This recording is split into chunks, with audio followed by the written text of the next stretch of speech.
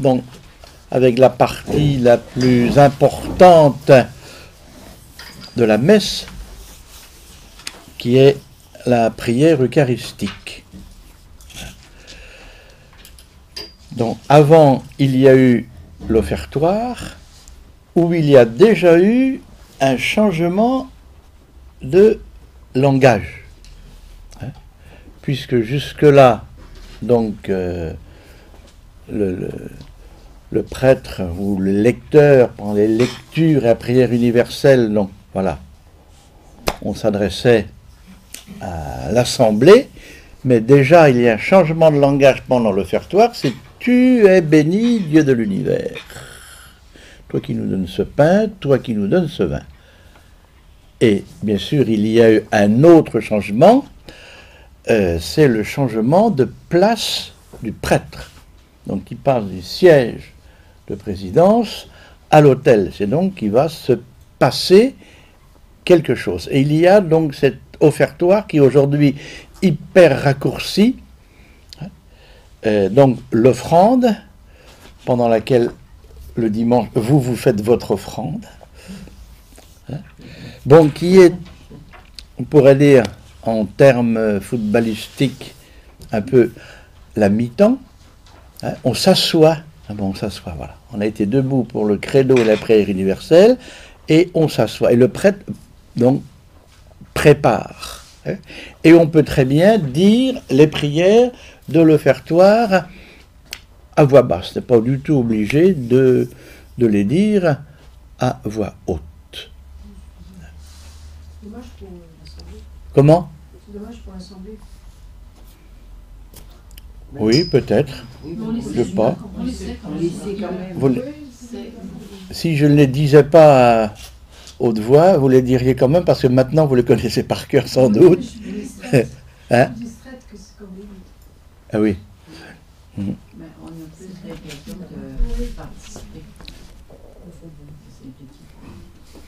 Et donc, l'offertoire qui se termine donc par cette formule, donc prions ensemble.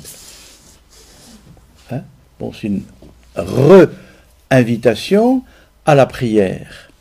Mais la suite va se passer prions ensemble, alors que dans la grande majorité du texte, le prêtre va prier seul. Donc, où il va jouer entièrement son rôle, ce pourquoi il est fait, ce pourquoi il est ordonné, c'est-à-dire prier au nom de l'Assemblée. Hein? Parce que là, il va se passer encore une autre chose, c'est un changement total de langage. Je reviens donc. Prions ensemble au moment d'offrir le sacrifice de toute l'Église, donc pour la gloire de Dieu et le salut du monde. Cette formule qui sera sans doute transformée avec le nouveau missel romain, qui paraîtra peut-être l'année prochaine, mais ça fait 15 ans qu'on l'attend. Hein? Qu'est-ce que vous avez là, le nouveau?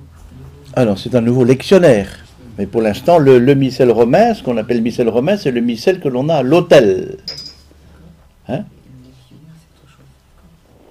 Bon, il y a un nouveau qui est en préparation.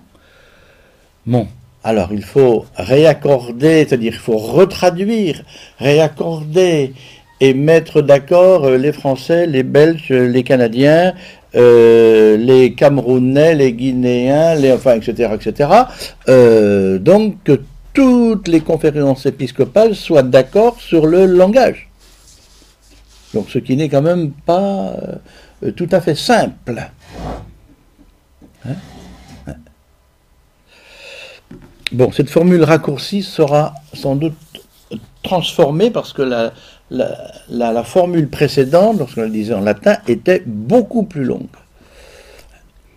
Le prêtre disait « mon sacrifice qui est aussi le vôtre ». Ce qui ne put repréciser là.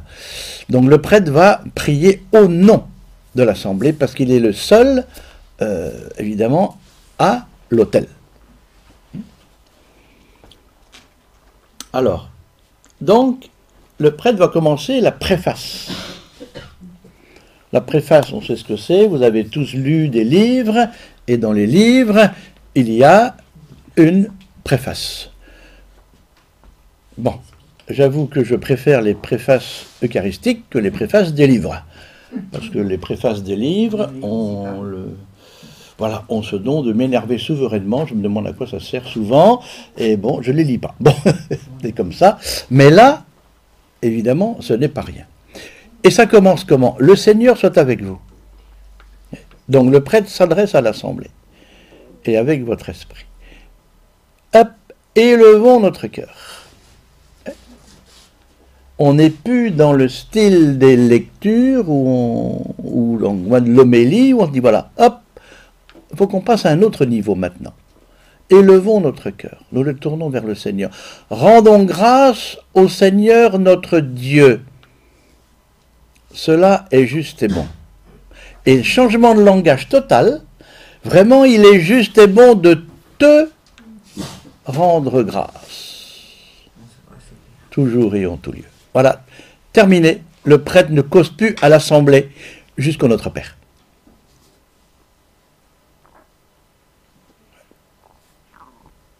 Là, on est ailleurs. En étant dans le même lieu, on est dans un autre domaine. Autre langage, autre domaine, autre manière de prier. Vous voyez, on est passé, hop, et subitement, vous n'avez jamais fait attention à ça. Élevons notre cœur, nous le tournons vers le Dieu. Rendons grâce au Seigneur notre Dieu, il est juste et bon de te rendre grâce. Terminé, je ne vous regarde plus. C'est à ce moment-là que les orthodoxes rentrent dans le... Je ne sais pas, j'ai jamais été à une célébration orthodoxe, mais c'est peut-être à ce moment-là qu'ils rentrent derrière l'iconostase. Hein? Ouais.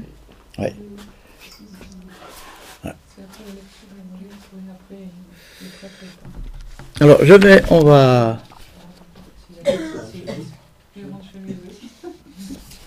va lire, hein. Je vais tirer des papiers, hein. Je ne sais pas si j'en ai tiré assez, ou vous regarderez à deux. Un petit mot sur l'explication des préfaces, et j'ai mis les textes de 2 préfaces ensuite.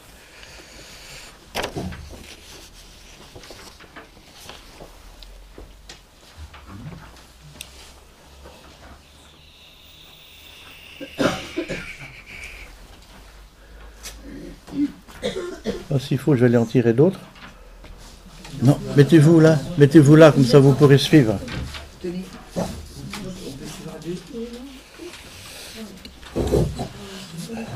Donnez derrière.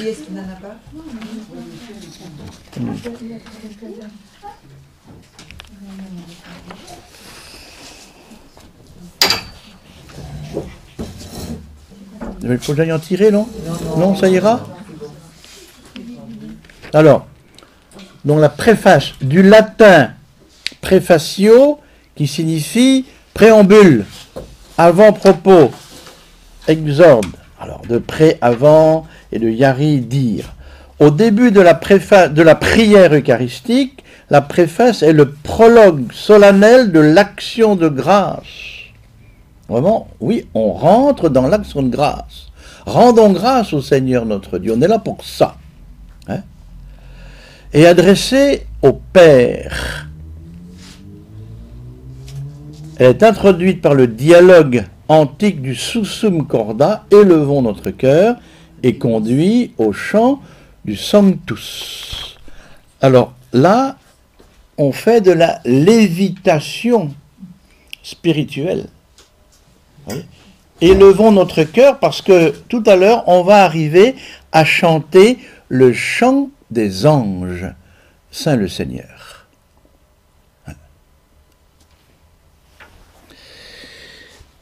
Les préfaces sont toutes bâties sur le même schéma. 1. Une reconnaissance stéréotypée de la louange due au Père par le Christ notre Seigneur. Vous connaissez, vraiment, il est juste et bon de te rendre grâce toujours et en tout lieu à toi, Père éternel, Dieu Père très saint, Dieu éternel et tout-puissant, par le Christ notre Seigneur. Ça, c'est invariable. La phrase type, bon, on la connaît par cœur. 2. Le motif d'action de grâce que souligne la célébration. Voilà, là, il y a changement à chaque préface. Et 3.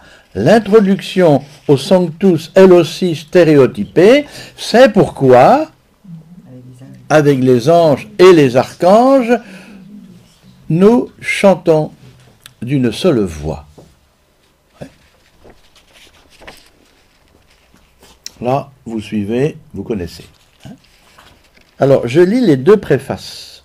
Donc, c'est la préface de ces jours-ci, celle que j'ai dite à la messe tout à l'heure. Donc vraiment, il est juste et bon de te rendre gloire, de t'offrir notre action de grâce toujours et en tout lieu, à toi, Père très saint, Dieu éternel et tout-puissant, par le Christ notre Seigneur. Alors on a déjà toute une catéchèse, toute une théologie, rien que dans cette phrase-là. Il est juste, il est bon. C'est bien ce qu'on fait là. On a raison de le faire. Parce qu'on est là pour louer, pour rendre grâce. D'offrir notre action de grâce. Toujours, en tout lieu. La totalité du temps et de l'espace. À toi, Père très saint, Dieu éternel et tout-puissant. Alors, à toi, Père. J'espère que dans la nouvelle traduction, ils mettront Père et pas Seigneur. Parce qu'on ne sait pas à qui on s'adresse. Hein? Ça, c'est très gênant, quoi. Hein? Ouais. Faisant ici mémoire de la mort et de la résurrection de ton Fils, nous t'offrons Seigneur. Bon, on va dire à toi, Père, puisque toute la prière de la messe, ou toutes les prières de la messe, s'adressent toutes au Père par le Christ. Et ce n'est pas précisé, à mon avis, suffisamment dans le mot Seigneur, qui peut s'adresser autant au Père qu'au Fils. Et aussi à l'Esprit, qui est Seigneur aussi. Hein?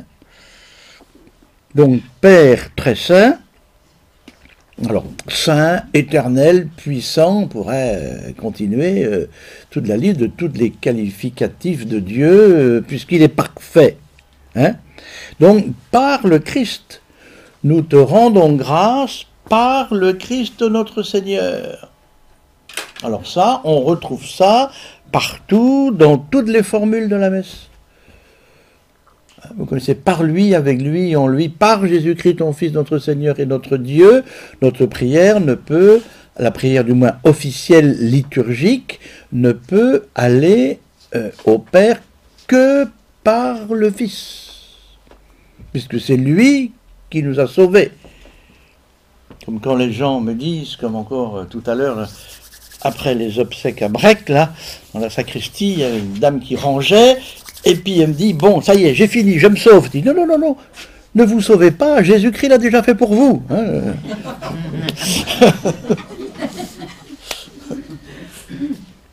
Bon. Alors, le motif. Pourquoi ce jour-là, pourquoi aujourd'hui, ces jours-ci, on dit ça? Quelle raison? Car chaque année, tu accordes aux chrétiens de se préparer aux fêtes pascales. Voilà la raison. Donc on est en train de se préparer, on n'est que le 3e jour de carême, et même on l'a dit mercredi, le 1er jour du carême, on est là pour se préparer à Pâques.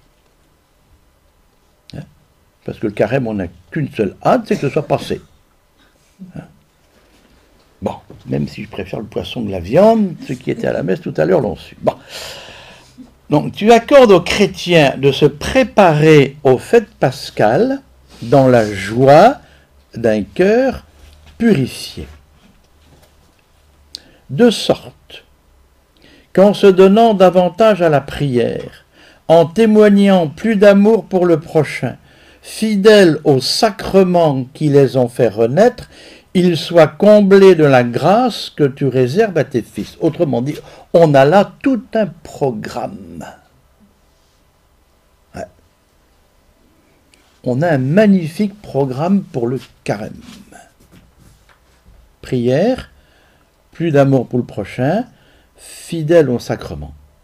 Et avec ça, nous allons être comblés de la grâce que toi, Père, tu réserves à tes fils. C'est pourquoi, avec les anges et tous les saints, nous proclamons ta gloire en chantant, en disant ou en chantant. On a dit le motif de notre action de grâce. Alors évidemment, quelquefois, j'avoue que gêné, faut-il que je sois gêné, je ne sais pas, mais vous allez comprendre ce que je vais vous dire. Aux obsèques, vous savez, ce n'est pas toujours simple de dire ça. Quand vous avez le cercueil d'un enfant devant vous, il vous faut quand même dire, il est juste et bon de te rendre grâce, toi, Père très saint, par le Christ notre Seigneur. Vous voyez, je mets à la place de la maman qui entend ça, elle va dire, monsieur le recteur, qu'est-ce qu'il raconte? Bien sûr, il faut comprendre le sens. Hein? Je te rends grâce parce que ton fils Jésus nous a sauvés de la mort. D'accord, spirituellement, on est bien ok. Mais les tripes d'une maman qui vont entendre ça le jour de l'enterrement de leur fils, il y a des fois où j'aurais envie de... c'est bon, vous voyez, hein, ou bien de les dire en latin. Hein, parce qu'à ce moment-là, c'est hyper difficile de dire ça. Vous voyez, les différents niveaux, les choses. Hein? Bon, quand on est chrétien, que c'est bon comme vous, voilà, bon, ça va. Mais des gens qui viennent pas souvent, qui ne viennent qu'aux obsèques, hein, pour beaucoup de gens que j'ai eu encore cet après-midi, même entendre ça, c'était une personne âgée, mais quand même, il est juste et bon de te rendre grâce. Bon, elle est partie, ok, merci, bon. Je ne sais pas trop comment ça peut, comment le langage peut être reçu si on ne voit pas derrière vraiment la profondeur spirituelle, quoi. Est-ce qu'il n'y a pas moyen de l'expliquer quand vous préparez la messe avec eux? Oui, ben, quand on prépare la... Oui, mais il y a tellement de choses à dire, ou il y aurait tellement de choses à dire quand on prépare la messe d'obsèques. Oui. Alors, évidemment, ça se termine, nous te rendons grâce, par le Christ notre Seigneur, car il a vaincu la mort. J'espère aussi qu'ils entendent ces mots-là, quoi. Hein, ouais. Mais, vous voyez que, pas toujours simple. Donc, c'est pourquoi, avec les anges, avec tous les saints, avec tout le monde, nous proclamons ta gloire, la gloire de Dieu. Alors la gloire, on peut dire la gloire, la sainteté, la puissance, tout, quoi, puisque Dieu a toutes les perfections.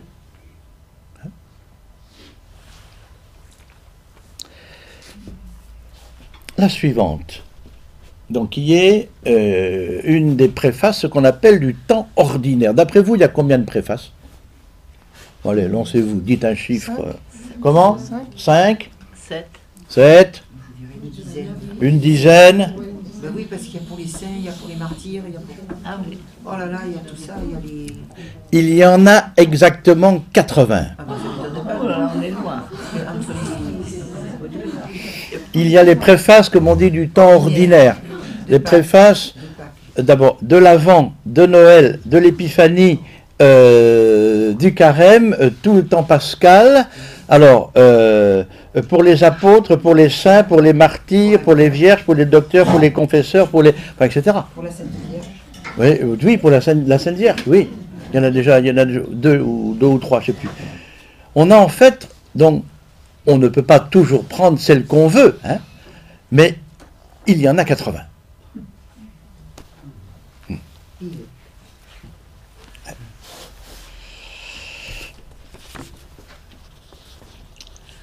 Vraiment, il est juste et bon de te rendre gloire, de t'offrir notre action de grâce toujours et en tout lieu, à toi Père très saint, Dieu éternel et tout-puissant, par le Christ notre Seigneur. Dans le mystère de sa Pâque, il a fait une œuvre merveilleuse, car nous étions esclaves de la mort et du péché, et nous sommes appelés à partager sa gloire. Nous portons désormais ses noms glorieux, nation sainte, peuple racheté, race choisie, sacerdoce royal. Nous pouvons annoncer au monde les merveilles que tu as accomplies, toi qui nous fais passer des ténèbres à ton admirable lumière. C'est pourquoi. Oui. Vous pourrez lire les 80 préfaces. Oui. Tout est positif. C'est un langage uniquement positif.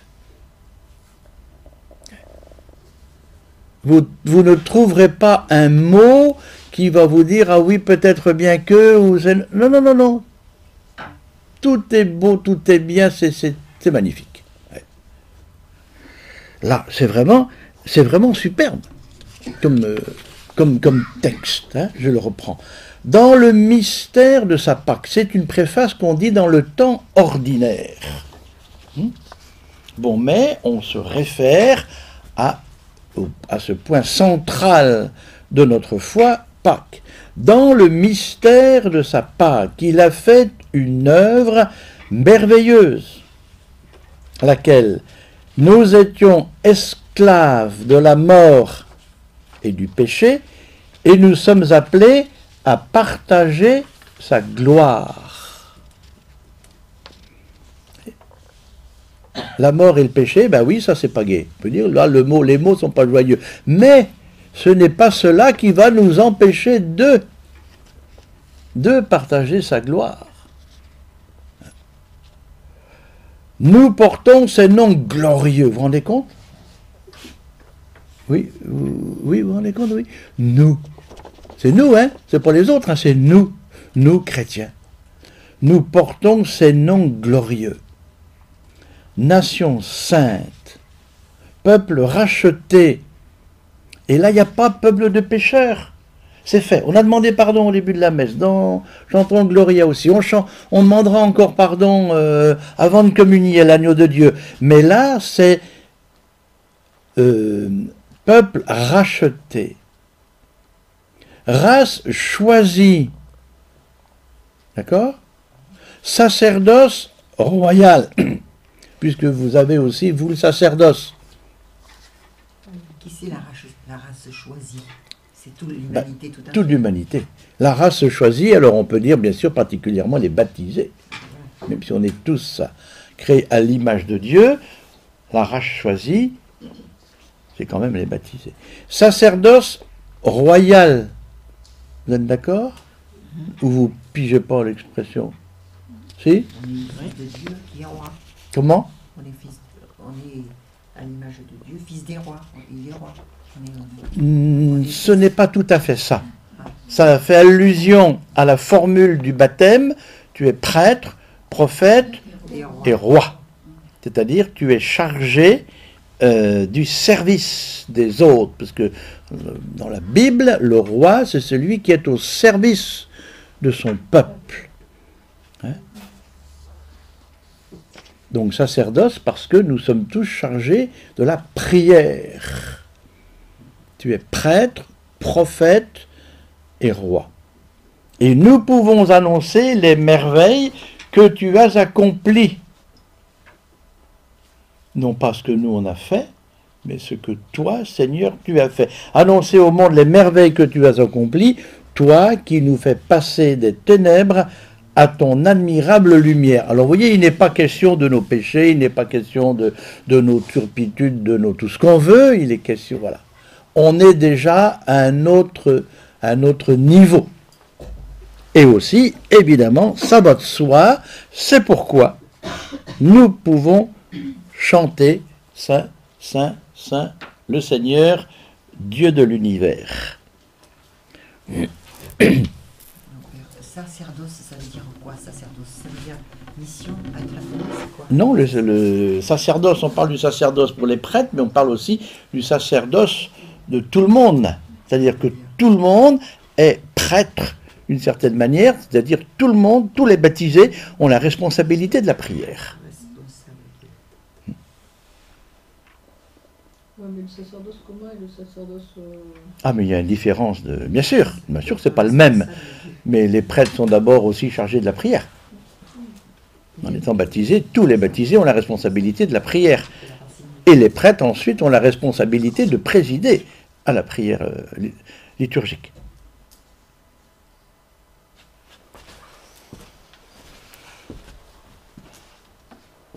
Donc, ça se termine, c'est pourquoi avec les anges et tous les saints, nous chantons Saint. D'accord? Et si on prend la prière eucharistique numéro 2, que vous connaissez bien, qui va suivre, elle commence comment? La plus courte? Tu es vraiment saint. Ou toi qui es vraiment saint. Voilà, je prends celle-là. La Toi deuxième. Toi qui es vraiment saint, toi qui es la source de toute sainteté.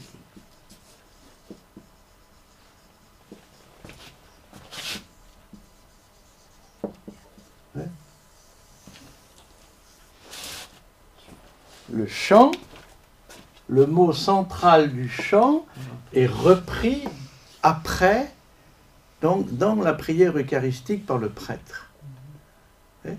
Donc nous chantons et proclamons, nous chantons et proclamons. Vous voyez qu'il y a une logique de la prière. Nous proclamons que tu es saint, et parce que tu es saint, tu vas consacrer. Mais si un jour, hélas, vous entendez d'autres mots que celui-là, la logique de la prière n'existe plus.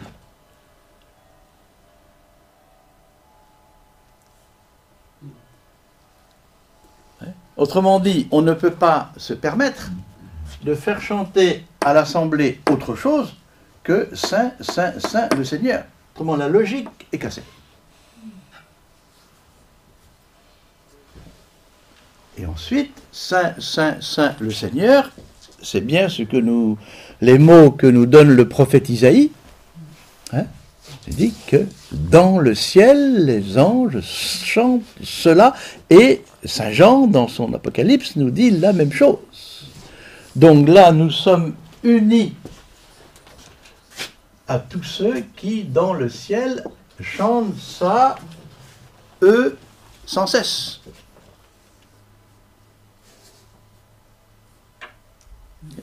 Et ce qui va suivre, c'est tout simple. Nous proclamons que tu es saint, et toi qui es saint, envoie ton esprit, parce que tu es saint, parce que saint est parfait, et tout, tu peux consacrer.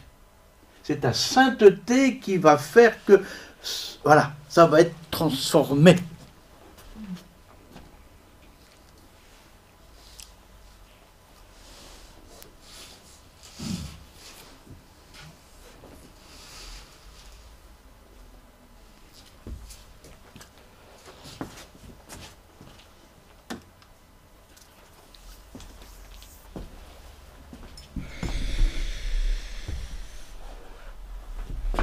Bon, ça va jusque-là?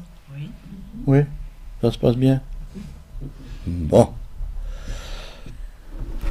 Alors, on va regarder donc maintenant de plus près ce que sont les prières eucharistiques, la suite. Parce que là, on est déjà dans la prière eucharistique. La préface est une préface à la prière, comme la préface d'un livre est l'introduction au livre. La préface est donc l'introduction à la prière, mais ça fait partie de la prière eucharistique. C'est-à-dire, c'est ce moment où le prêtre parle seul au nom de l'assemblée Et il va y avoir donc 3 interventions de l'Assemblée. Il va y avoir le Sanctus, l'anamnèse et le Amen final.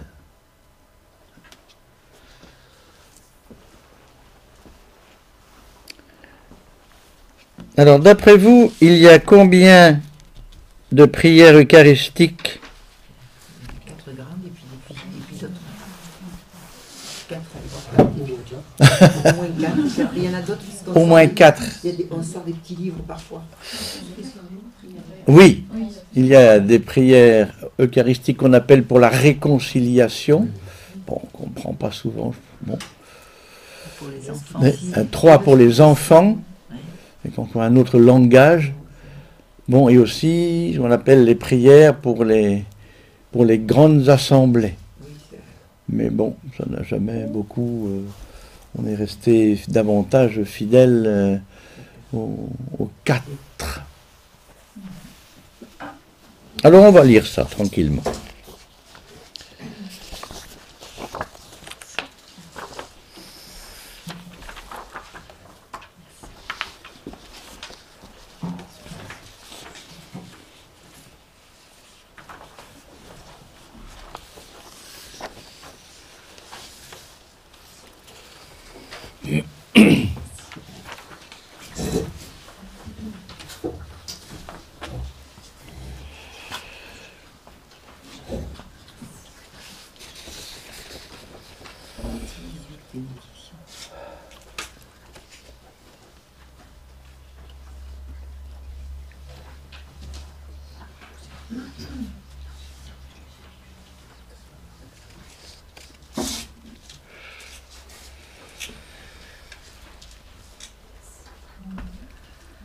Donc les prières eucharistiques, ensemble des formules qui, entre l'offertoire et le Notre Père, constituent la partie essentielle de la messe, la partie proprement eucharistique ou sacrificielle.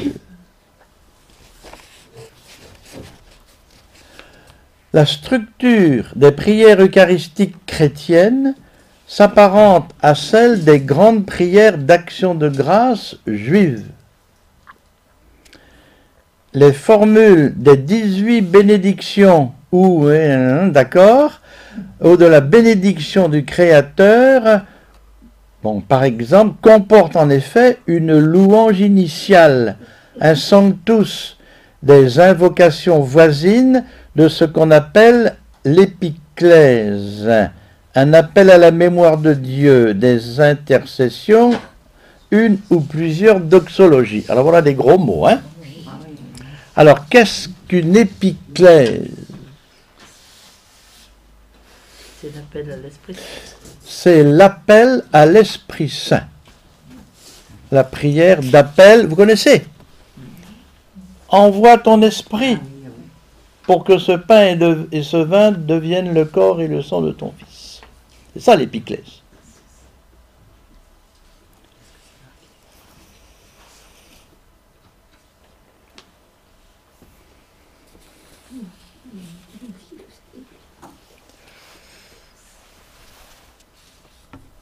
Il y a 2 épiclèses à la messe, mais l'autre passe beaucoup plus inaperçue que la première. La deuxième suit la consécration. Et humblement, nous te demandons qu'en ayant part au corps et au sang du Christ, nous soyons rassemblés par l'Esprit Saint en un seul corps. Mais il n'y a pas de geste, on remarque quand le prêtre fait le geste à la première, mais il n'y a pas la deuxième. Autrement dit, la première épiclèse est sur le pain et le vin, et la deuxième est sur l'assemblée.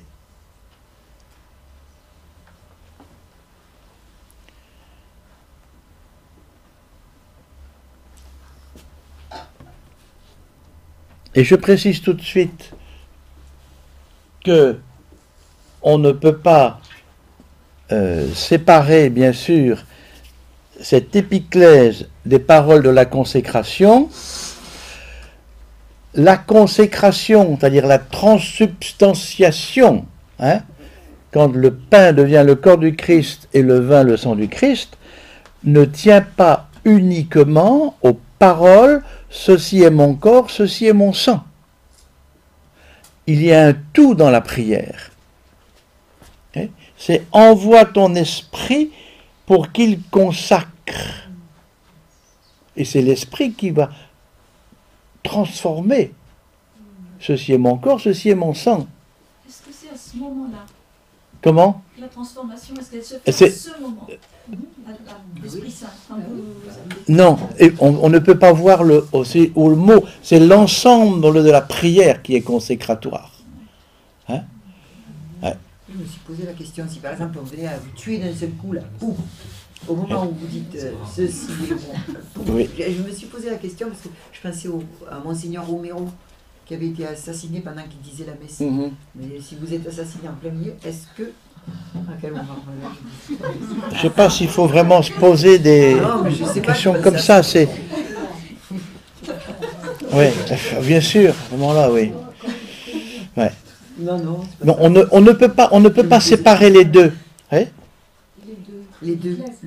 On ne peut pas séparer l'épiclèse des paroles « ceci est mon corps, ceci est mon sang », parce que c'est la prière à l'esprit qui va faire que les paroles vont devenir vraies, quoi, que entre guillemets l'efficacité C'est les deux. va se faire à ce moment-là. C'est les deux ensemble. Et si jamais un prêtre, pour une raison X, inventait une prière où il n'y a pas d'épiclèse, ben, il n'y a pas de consécration. Hein. Bien sûr. Je crois qu'il n'y avait plus d'épiclèse jusqu'à c'est Vatican II qui les a réintroduits pour faire une nouvelle messe. Justement, on les avait mis dans la liturgie. Je crois qu'il dit un mot là-dessus pour la première prière eucharistique. Alors, l'épiclèse, donc, appelle à l'esprit. L'anamnèse, c'est le chant qui suit la consécration. Il est grand, le mystère de la foi. Faisant ici mémoire. Hein, nous proclamons ta mort, Seigneur Jésus. Voilà. Nous célébrons ta résurrection. Nous attendons ta venue dans la gloire. C'est ça l'anamnèse. Hein, avec, évidemment, ce que j'ai eu déjà l'occasion de dire quelquefois, comment faire mémoire pour les Juifs, ce n'est pas faire souvenir. Ce n'est pas le souvenir. C'est pas le mémorial. Vous voyez, on va se rappeler. Non. Faire mémoire, c'est rendre présent un événement passé. C'est vraiment autre chose. Vraiment autre chose. Comme les Juifs, quand ils faisaient et qu'ils font la Pâque, le repas de la Pâque, hein, ils font mémoire, ils revivent le passage de la mer Rouge avec l'agneau. Pour nous, il en est de même. Avec cette hors du temps où on est. Ta mort, ta résurrection, ton retour. On ne sait plus si on est dans le passé, le présent, le futur. On est dans le présent de Dieu qui n'a pas de passé, pas de futur. C'est peut-être ça qui a fait difficulté avec les protestants quand ils disaient faire mémoire, mais eux, c'est simplement C'est se pas... souvenir. C'est simplement se souvenir. Oui, il n'y a pas de consécration, il n'y a pas de transformation, il n'y a pas de transsubstantiation. Luther disait bien ça. Comment? Même pour Luther, quand c'est pas tout à fait la même célébration que chez les non. calvinistes. Non, encore, il y a une différence entre eux, donc... ouais. Mais là, ils font mémoire aussi, quand même, mais mémoire d'une autre manière. D'une manière, bien sûr. Ah oui. Ouais. Tout à fait. Qui n'a pas la profondeur et pas la force de ce que nous y mettons. Voilà. Hein? Donc l'anamnèse, donc cette formule qui est récente, hein? C'est le pape Paul VI qui a demandé à ce que on ajoute cela. Cette formule, ça. Parce que Paul VI répétait souvent, il est grand le mystère de la foi, il est grand le mystère de la foi. Hein? Vous savez, il y a eu dans l'après-concile, il y a eu beaucoup de contestations. Vous le savez, certains voulant mettre un autre mot que le mot transsubstantiation. Hein, bon, évidemment, c'est un mot compliqué à comprendre. Hein, mais la transfinalisation ou trans je sais plus quoi, mais qui semblait un peu quelquefois mettre en cause la transsubstantiation. Et c'est pour ça que Paul VI a voulu réaffirmer « Il est grand le mystère de la foi ».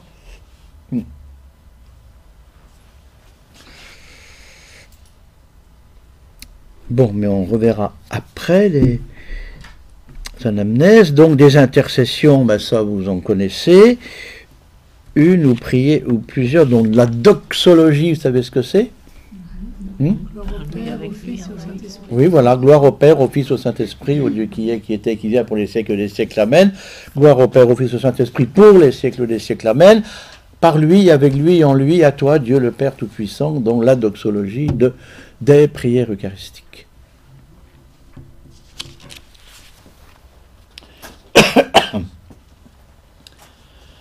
La structure antique des prières eucharistiques, telle qu'elle est issue des prières juives, est bien reconnaissable dans les prières 2, 3 et 4 du missel romain. La préface et son dialogue, le Sanctus, une louange plus ou moins développée de la sainteté divine, se manifestant dans ses œuvres, l'épiclèse ou appel à l'Esprit Saint en vue de la consécration des offrandes, le récit de l'institution ou consécration proprement dite, l'anamnèse ou appel à la mémoire de Dieu, suivant le « faites ceci en mémoire de moi », l'épiclèse post-consécratoire ou appel à l'esprit en vue de la sanctification du corps mystique, c'est ce que je vous disais tout à l'heure, nous, rassemblés par l'Esprit Saint, les intercessions, la doxologie finale du Père Ipsum, donc par lui avec lui, conclue par l'amen des fidèles. Alors, le canon romain, je vous donnerai les textes la prochaine fois. Le canon romain, c'est celui qui ne commence pas comme les autres, là. Père infiniment bon, travers qui monte nos louanges. Vous voyez, à moi, celle-là, le mot Père. L'avantage, c'est celle qu'on disait, l'unique prière eucharistique qui existait avant la réforme liturgique, donc qui était en latin. Et puis, qu'est-ce que j'allais dire encore? Père infiniment bon, toi vers qui montent nos louanges, oui, a une structure particulière parce qu'elle ne commence pas comme les autres, toi qui es vraiment saint, Voilà. ou tu es vraiment saint, Dieu de l'univers, etc. Oui. T'es Père infiniment bon, toi vers qui montent nos louanges, nous te supplions, par Jésus-Christ, ton Fils, notre Seigneur, d'accepter et de bénir ces offrandes saintes. Voilà. A une structure particulière. Sa physionomie est nettement dessinée dès la fin du IVe siècle. Le récit de l'institution et l'anamnèse au centre de la prière eucharistique, mais entouré principalement de prières d'intercession. On reverra ça la prochaine fois. Il faut noter 3 caractéristiques de ce canon. Un double parallélisme qui fait correspondre le memento des vivants situé avant la consécration au memento des morts placé après la consécration. Hein, vous voyez? Dans cette première Eucharistie, compris d'abord pour les vivants avant la consécration et pour les morts après la consécration. Tandis que dans les autres prières eucharistiques, les vivants et les morts sont ensemble. L'un et l'autre, respectivement suivis d'une prière qui nomme des saints. Alors, il y a toute la liste des saints et ensuite des martyrs. Contrairement aux formules fixes de l'Orient, ce canon romain, donc première prière eucharistique, comporte plusieurs prières variables. La préface, le communicante, c'est-à-dire « c'est pourquoi ». Et là, il y a des formules différentes.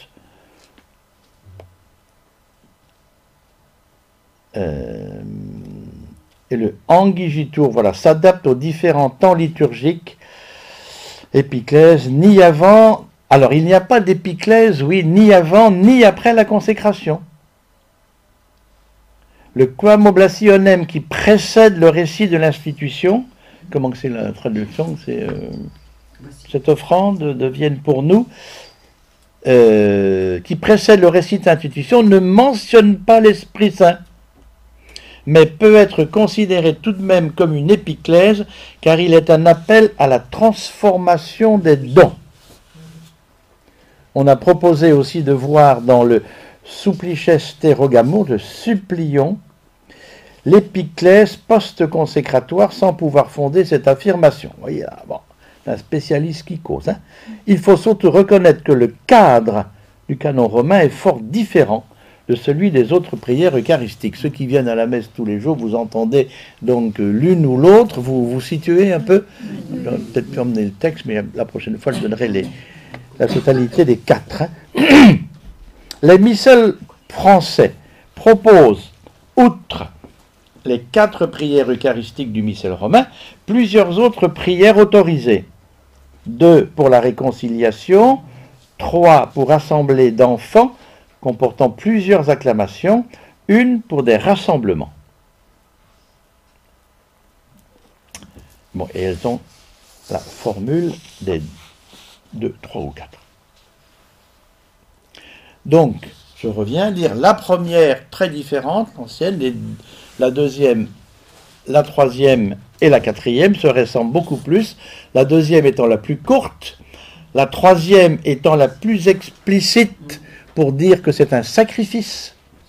Le mot sacrifice revient plusieurs fois dans la troisième prière eucharistique, et la quatrième étant sans doute la plus longue, je pense plus longue que la première, c'est celle qui part, Dieu a créé, il a envoyé les prophètes, il a, etc. Il y a toute l'histoire du salut, là, de A jusqu'à Z. Elle est belle, Hein? Oui, elle est belle, oui.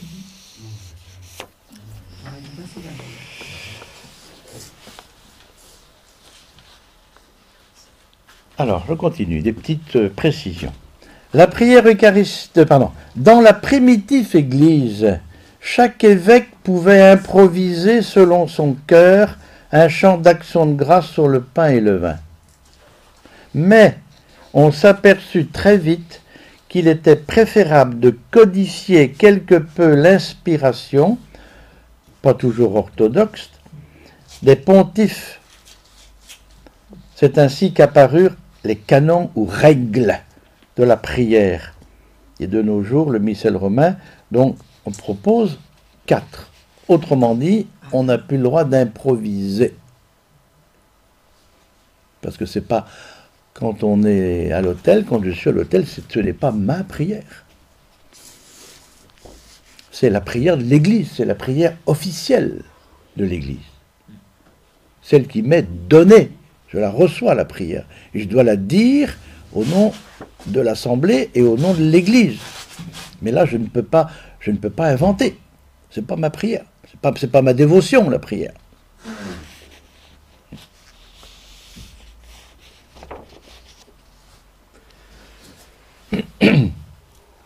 Alors, la prière eucharistique numéro 1, celle dont nous parlions tout à l'heure, appelée le canon romain, car remontant au moins à saint Ambroise, donc qui est mort en 397, elle fut durant des siècles et jusqu'au Concile Vatican II l'unique canon de l'Église romaine.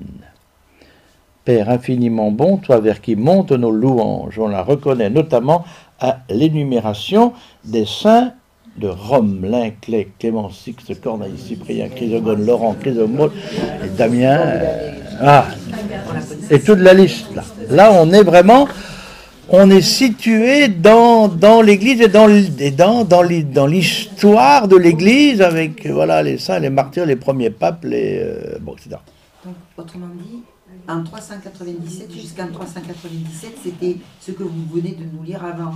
C'est-à-dire que chacun faisait... chacun un petit peu... oui. 397. Oui, puis ça a dû se préciser quand même petit à petit, quoi. Hein, bien sûr. Vous voyez bien, oui, c'est dangereux, même si on est évêque, d'improviser comme ça un peu. Je dis, bon. La prière eucharistique numéro 2, c'est une adaptation récente de la plus ancienne prière eucharistique connue, celle de saint Hippolyte de Rome. C'est aussi la plus utilisée, peut-être parce que c'est aussi la plus brève. Voilà. Toi qui es vraiment saint, toi qui es la source de toute sainteté, Seigneur, nous te prions, sanctifie, et hop, on y va.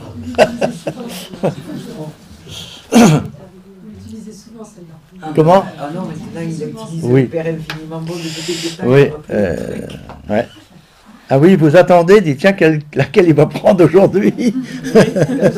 Ah oui. C'est qu'il est pressé. Ça peut arriver, mais bon. Je vais vous dire quand même que j'aime bien la prière eucharistique numéro 2 à cause d'une phrase. Ouais. Et j'aurais aujourd'hui à me faire ordonner, mais je ne vais pas me faire réordonner. C'est cette phrase-là que je mettrai au dos de mon image d'ordination. Car tu nous as choisis pour servir.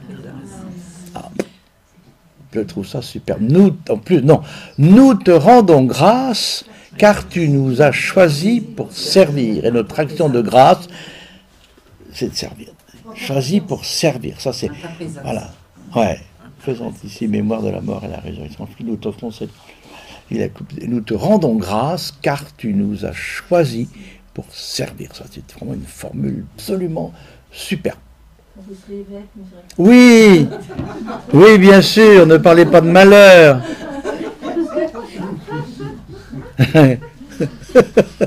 Ça risque pas d'arriver, ça m'a jamais empêché de dormir, ça.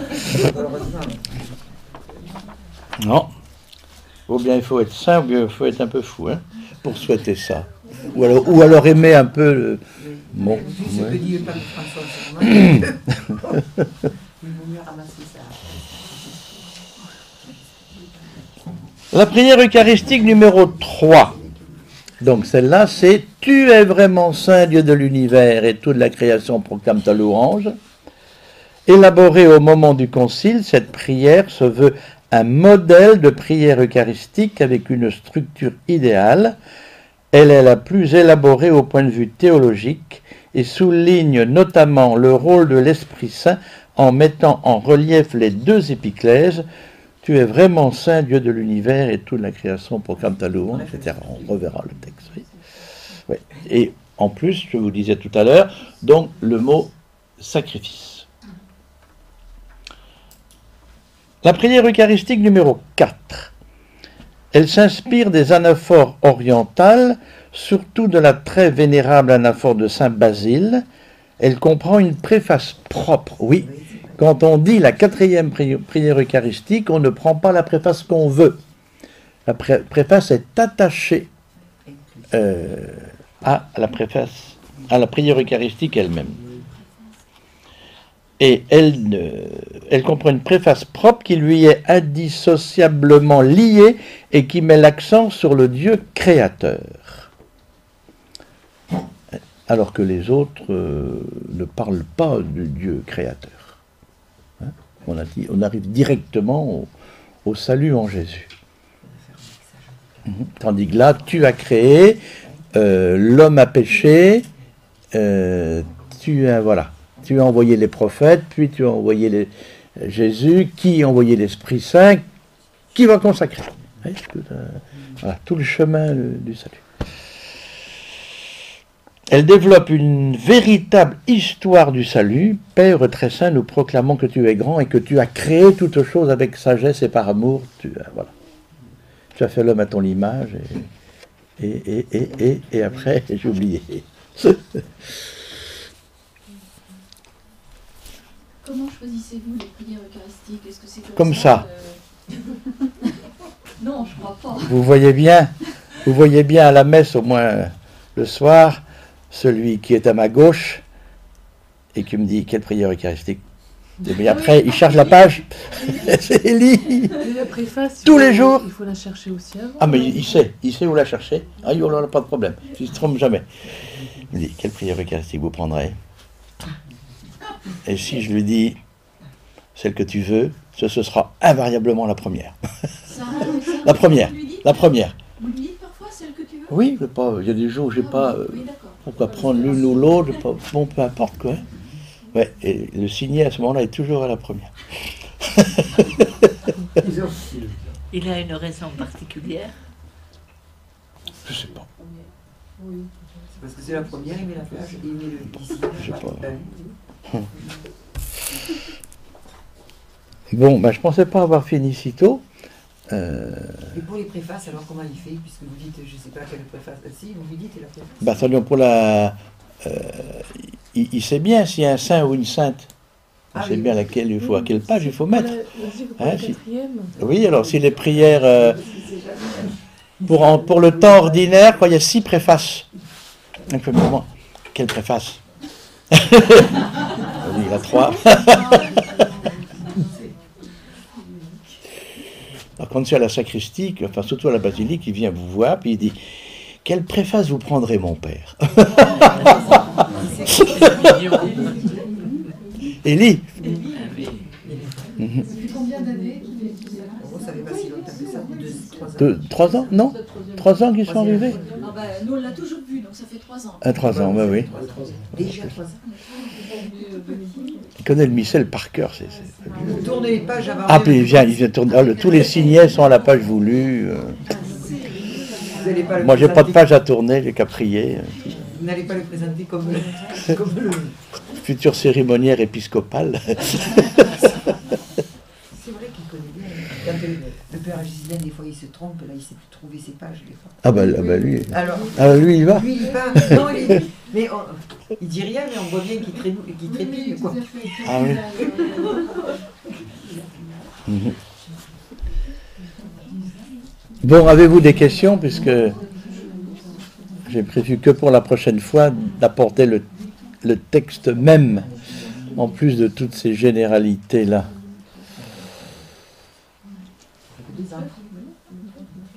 Mais non, C'est sa troisième année. il commence sa 3e année. Ah, mais voilà, ça fait que 2 ans.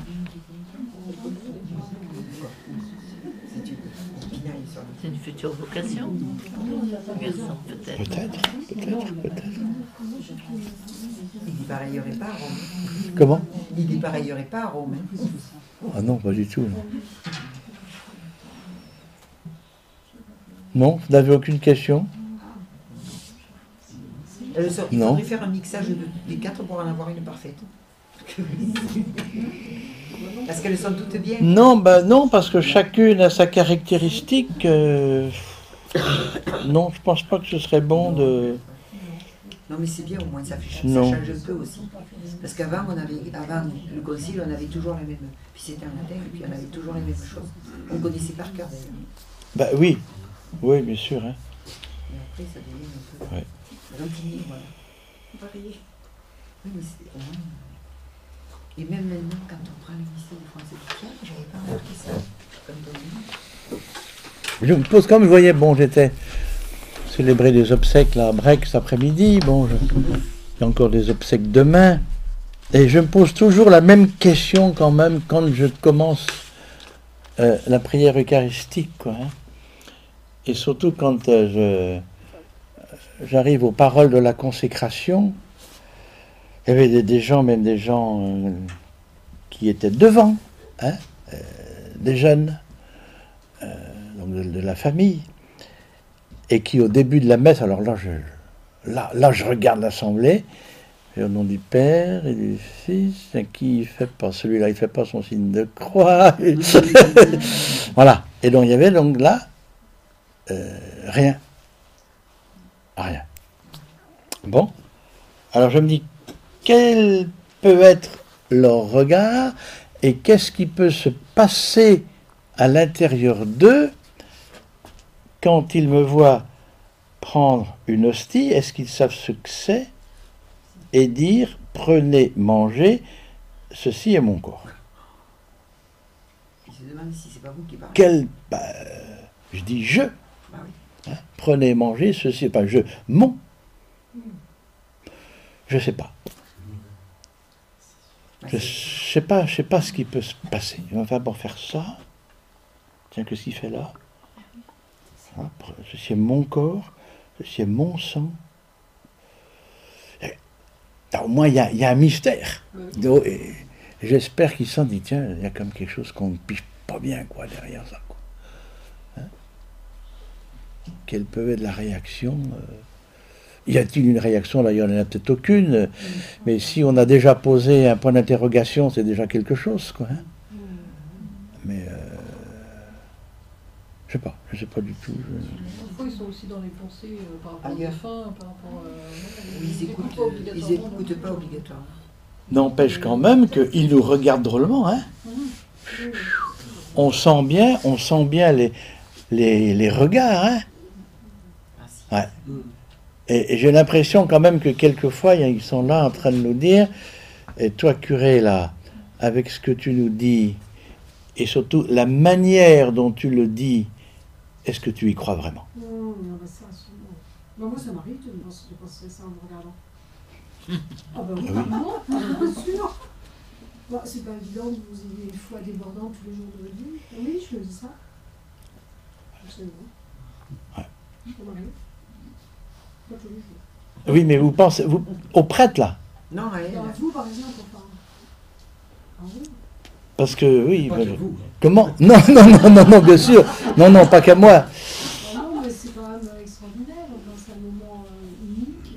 Je sais pas, peut-être que tout le monde croit tout le temps à ça. Moi, je trouve ça quand même tout à fait exceptionnel et difficile d'y croire. Donc, oui, ça m'arrive. Oui, bien sûr, c'est difficile d'y croire, oui. Ah oui, c'est même pas... c'est pas toute simplicité. Que les prêtres disent bellement leur messe. Parce que du coup, on est quand même porté vers... Oui, ça c'est vrai. Ça pas y de la fait. compréhension. Enfin. Oui, parce que dire des paroles comme ça, d'une manière qui semble un peu désinvolte, Ah oui, non, c'est sûr, on sent bien qu'il va y avoir une différence entre ce qu'on dit et la manière dont on le dit. Si les deux ne collent pas, ça pose question. Alors ça c'est vrai. Mais Ouais. le- Hein? Ça c'est vrai. ta vie n'a plus de sens. Non, Ça sert à rien, ça bien sert sûr. à rien de prêtre. Non, bien sûr. Mais c'est vrai ce que vous dites, parce que quand vous voyez, c'est arrivé qu'on trouve des prêtres qui disent à toute vitesse et à toute bringue, j'allais dire, prenez et mangez, ceci est mon corps. Clac, clac, terminé. Oh, C'est vrai. vous savez, ça fait automatique et ça fait mal. Moi je trouve, moi ça me fait mal. Parce que je ne remets pas en cause qu'il n'y pas. Non. C'est pas. On ne peut pas se permettre de dire qu'il n'y croit pas, ça ne croit nous pas. regarde pas. Ça ne nous regarde Hein? pas. Mais Mais il n'empêche que La manière... dont c'est dit, eh bien, je vous assure que ça, on se dit, punaise. Et puis à toute vitesse, on n'a même pas arrivé à la première ligne, qu'on est déjà à la dernière. Oui, mais figurez-vous que nous posons les mêmes questions à la manière dont certains chrétiens reçoivent la communion. Oui, ça c'est vrai. On ne met pas non plus leur foi en cause parce qu'on ne peut pas, ça ne nous regarde Oui, pas. Exactement. Mais quelquefois, on dit, oh là là, Si ça vous regarde quand même un peu. bah ça nous regarde. Oui, non, pas ce qu'ils ont à l'intérieur, mais la manière dont ils font le geste, oui, ça nous regarde. Mais bien sûr, si ce n'est pas digne, si ce n'est pas calme, si ce n'est pas, enfin, avec respect,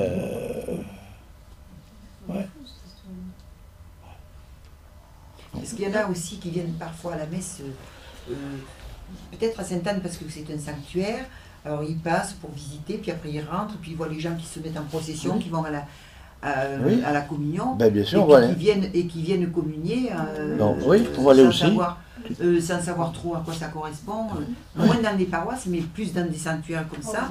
On peut rentrer, on rentre, puis pourquoi pas, on va communier. Et puis c'est arrivé 2 ou 3 fois, moi j'ai vu le père Bellec retourner, poser le truc et partir après Ouais.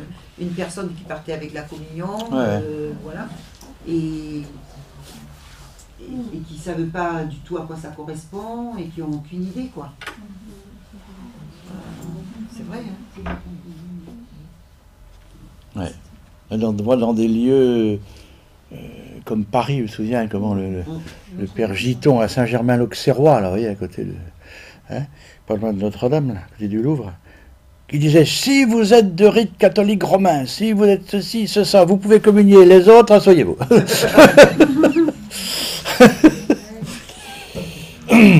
Ah oui, les lieux hyper touristiques, On peut quand même donner des ou indications quand même. des sanctuaires, Quand oui. on donne des indications pour les enfants, on peut donner des indications aussi Oui. quand même. À l'heure actuelle, oui, peut-être que. On peut donner des indications, peut-être qu'à surtout quand il y a l'époque, fou. c'était pas- Tout le monde était au courant, mais maintenant il y a tellement de gens qui Ben ne oui. sont pas du tout au courant qu'il faudrait presque expliquer un minimum. Oui, mais Pas expliquer, mais quoi bah, dire, donc, quoi dire? des À toutes moments les de messes, à messe, toutes les messes, c'est pas un chaque messe. distributeur automatique quoi. On dit peut-être pas assez la manière de communier, mais on parle peut-être pas assez souvent. Ouais. Moi, ça m'est arrivé une fois d'aller jusqu'au fond de la basilique, parce qu'il y avait une école, il y avait un collège, et puis un enfant qui prend la communion et qui s'en va comme ça. Je l'ai suivi jusqu'au fond, presque au dernier banc, puis je lui ai dit, tu rentreras pas tant que tu n'auras pas mangé ton hostie. Alors il a regardé les copains, est-ce qu'ils avaient fait un projet entre Ah, eux? ouais. Et j'ai dit, n'insiste pas, je ne te laisserai pas rentrer. Je veux voir que tu prennes l'hostie, que tu la manges. Alors quand il a vu que j'insistais, il l'a mangé. Bien sûr, bah oui. Mais ils se regardaient entre eux. Hein. Alors je me suis dit, Que ça a comme sens, est-ce qu'il n'y avait pas un complot entre eux? Alors, regardez ce qu'ils font aujourd'hui. Ah ben ça, quel sens ça a, évidemment. Mais c'est mieux que de l'acheter ou que de la mettre dans la poche, hein. Évidemment. On la retrouve chez le pressing. Non, oui, c'est vrai. Ah oui, oui, oui. Ouais. Bon, là, évidemment, il y a plein de questions derrière. Hein.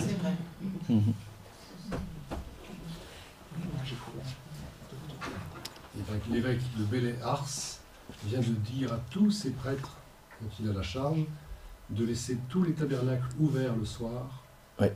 pour montrer qu'il n'y a plus rien dedans. Donc les espèces sont cachées. J'ai vu ça. J'ai vu ça. Plus aucun Oui, parce que tabernacle fermé. il y a eu une profanation dans une église de son diocèse. Oui, oui, oui. Ouais. On peut plus supporter sur Ouais. Et il y en a de plus en plus. c'est vrai. Ouais. Ouais. C'est vrai qu'il faut devenir prudent maintenant, plutôt que de fermer, parce que vous vous cassez maintenant le nez partout. Vous allez dans, je sais pas, moi, vous allez à Quimper, ou vous allez c'est fermé. Ah ben pourquoi c'est fermé? Ah ben parce que c'est fermé, voilà, on rentre plus. Alors maintenant, ce qu'ils font... Si tu vis des tabernacles. Oui, mais je suis d'accord, mais... Non, le soir. Ah, mais le soir. La Mais nuit. même dans la journée, on ferme les églises. Ah oui, alors là, il faudra un roulement, il y a Alors, ce toujours qu'il y a, quelqu'un en c'est train de que prier. J'ai vu un truc, je ne sais plus dans quelle ville, où c'est fermé, mais c'est vitré. Vous pouvez pas rentrer. Vous voyez, mais vous pouvez pas rentrer. C'est vitré. Bah oui, avec une vitre blindée. Voilà. Ah oui. Mais on ne peut plus rentrer dans les églises. C'est vandalisme ou chose comme ça. Comment? À cause du vandalisme. Mais Bah oui, à cause du vandalisme, bien sûr. Hein. Eh oui. Bon, allez, on va arrêter.